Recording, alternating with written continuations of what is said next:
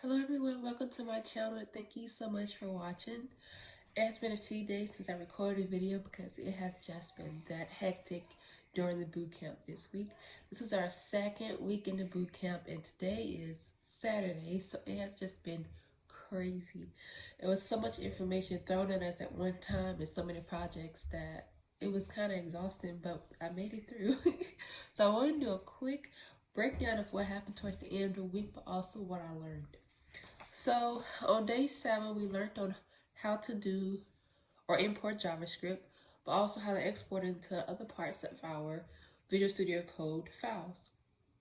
Now we also learned the breakdown or what is the makeup of a JavaScript formula and how to correctly tell what's the parameters, but also how to tell what part of the formula will or will not show anything within the terminal.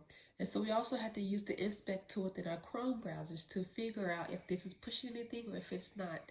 And sometimes we learn to use a console log within the function itself in order to see that it is actually working. And so by doing this, we also learned that if you use command plus equals sign, it makes the text bigger within Visual Studio Code. And on top of that, if you hover with command, it will take you where you're trying to go and highlight all of it, and Command Shift P will format it. And the objects allow you to describe something. Use objects to represent a single item. Command plus K plus V will open up your... Mom, we don't go to the part and nobody down. You don't think so? You can wear your mask?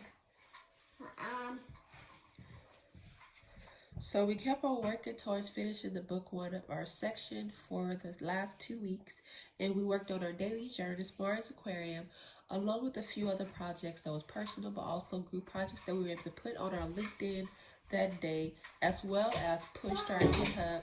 Bye. Thank you. Close the door behind you.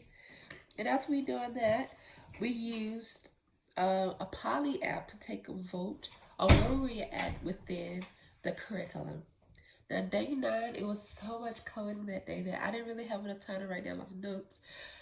We coded all day. Like, I don't even know how I made it through. I learned how to debug using the developer tools within Chrome browser, but also how to use step over, breakpoints, how to read error messages, and how to type out debugger within the code as our own personal breakpoints for the Chrome browser to pick up when we inspected it, and how to step out of current functions.